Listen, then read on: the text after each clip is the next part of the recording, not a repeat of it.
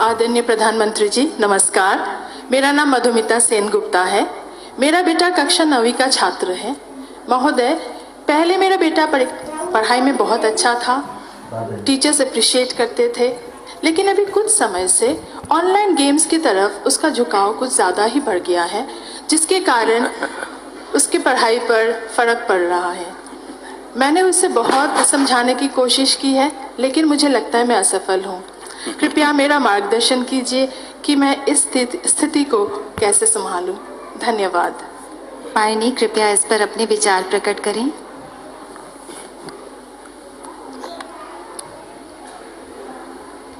ये पबजी वाला है क्या?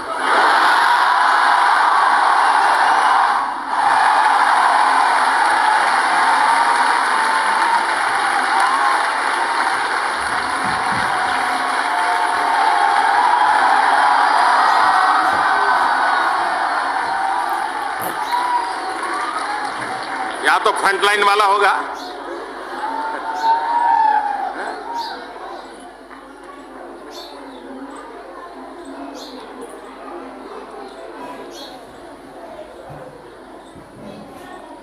ये समस्या भी है, समाधान भी है।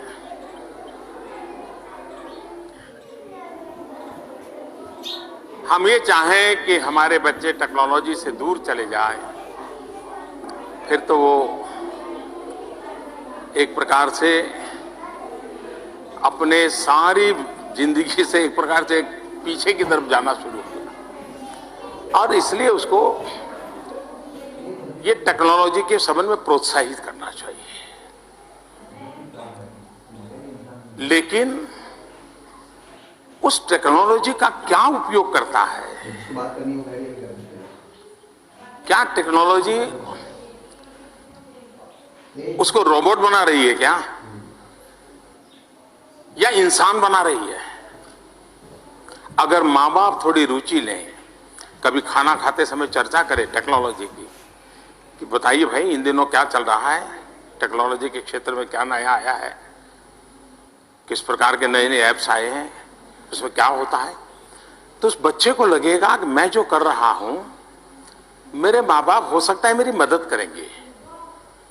तो पहला काम तो आप किसी को रोक नहीं। मैं देख रहा हूं यहां करीब करीब हर एक के हाथ में मोबाइल फोन है। हो सकता है कुछ लोग यहां प्रधानमंत्री के कार्यक्रम में होंगे, लेकिन कोशिश करते होंगे दोस्त को बताने के लिए मैं यहां बैठा हूं।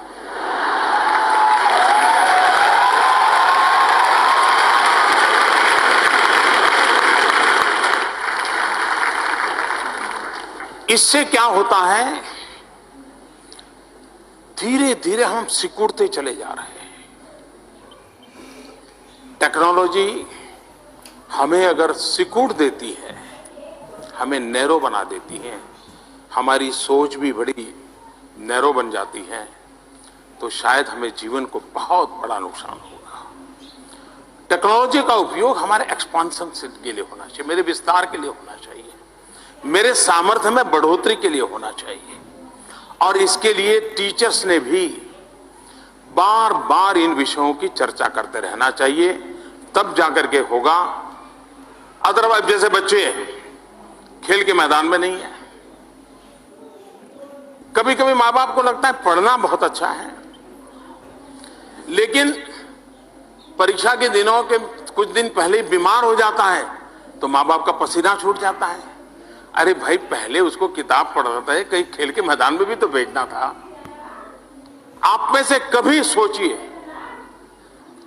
मैं कभी मेरी बच्चों के साथ बातचीत करने का मेरा ये पिछले मुख्यमंत्री साहब तब से एक लगातार कार्यक्रम चल रहा है। अब रूप उसका रंग बदलता जा, लेकिन मैं करता रहता हूं। मैंने देखा है कि मैं कभी बच्चों को पूछता था कि कितने बच्चे हैं जिनका दिन में 4 बार मेहनत करने के कारण पसीना आया है शरीर पे। आप हैरान हो जाएंगे, गांव के बच्चे भी कहते थे नहीं ऐसा तो नहीं होता है। अब ऐसी कैसी जिंदगी, हंसना खेलना खुले मैदान में, ये जीवन का हिस्सा होना चाहिए, और वो एक नई ऊर्जा देता है। और इसलिए टेक्नोलॉजी का सही उपयोग कैसे हो, मैं स्वयं टेक्नोलॉजी बहुत शक्तिशाली मानने वाला व्यक्ति हूं। मैं खुद इसका उपयोग आज भी जो मैं दुनिया के इतने देशों के साथ और देश के लोगों से बात कर रहा हूं, उसका कारण टेक्नोलॉजी का उपयोग है। तो एक ही चीज के दो अच्छे पहलू होते हैं, एक किसी को बहुत सीमित कर देता है तो दूसरे को बहुत विस्तृत कर देता है। आपकी ये चिंता सही है, लेकिन आप उसके साथ बैठिए, उसको कभी आप काम दीजिए कि मैंने सुना है कि नॉर्थ ईस्ट में एक ऐसा चावल पकाते हैं, देखो बेटा टेक्नोलॉजी में जरा ढूंढ के मुझे बताओ कैसे बनता है वो चावल। तो उसको लगेगा हाँ माँ मुझे टेक्नोलॉजी की मदद से खुद को चावल पकाने का नागालैंड की पद्धति क्या है वो सीखना चाहती है। वो टेक्नोलॉजी आप दोनों को जोड़ने का कारण बन सकती है और उसका भी मन टेक्नोलॉजी से नई नई चीजें जानी जा सकती है, सीखी जा सकती हैं, जो जीवन में काम आ सकती है। उस पर आप धीरे धीरे धीरे उसको ले जा सकते हैं। आप कभी उसको पूछ सकते हैं कि भाई आज हमने सुना है कि स्पेस में ऐसा हुआ है, या आज हमने सुना है साइक्लोन आना है, तो तुम देखो जरा ये साइक्लोन आने की खबर कैसे देते हैं ये। तो वही बच्चा उसमें काम करेगा।